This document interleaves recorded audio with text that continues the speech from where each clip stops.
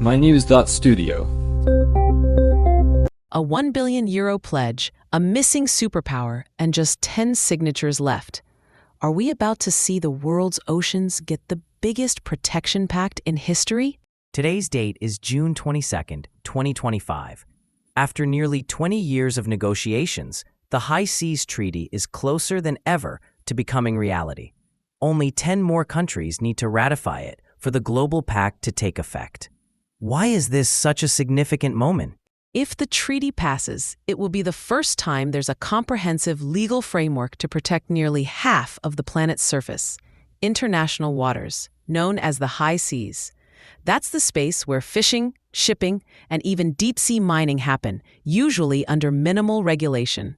At the recent UN Ocean Conference in Nice, 19 countries signed on, bringing the total to 50 out of the needed 60. That's a big jump.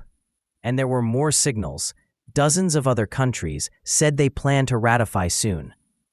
What's behind this sudden momentum? Momentum is the word. There's a growing awareness that oceans regulate the climate, feed billions, and support global biodiversity. The urgency is clear. Plus, there are high-profile moves, like the European Commission's €1 billion pledge for ocean conservation.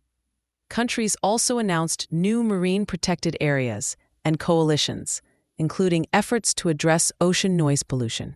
But the United States didn't send a delegation. That stands out.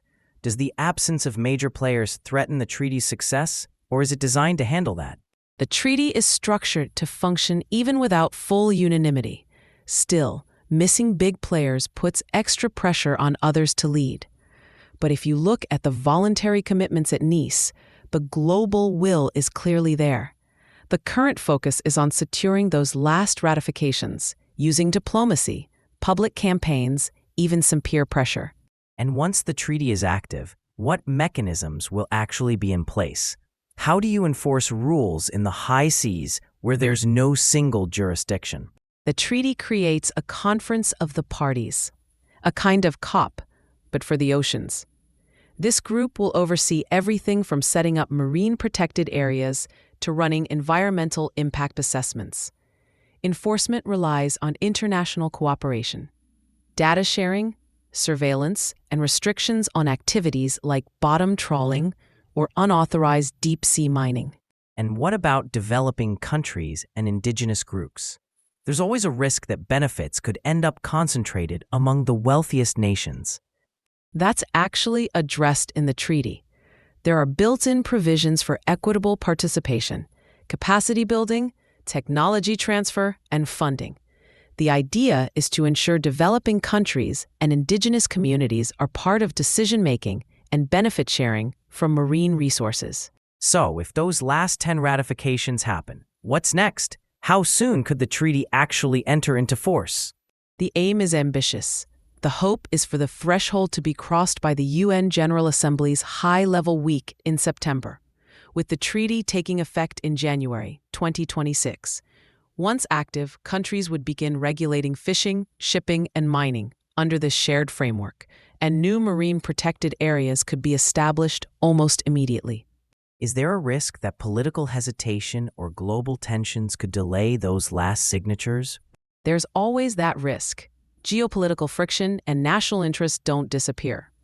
But after what we saw in Nice, strong support, advocacy, and diplomatic energy, the momentum is harder to resist. Billions rely on healthy oceans for food, jobs, and climate stability, so the urgency is real. So if we step back, this is a rare moment of global agreement. The High Seas Treaty could reshape how we manage the planet's largest ecosystem, possibly reversing decades of harm and setting a new standard for international cooperation. Exactly. We're closer than ever to binding commitments for ocean protection, with clear enforcement and inclusion built in. The coming months will reveal if the world is ready to take this step. The sprint for the remaining signatures is underway. Will governments make it in time? That's what we'll be tracking. Thank you for joining us as we follow this critical turning point for the oceans. Thanks for listening. This episode was powered by mynews.studio. You can try it now for free.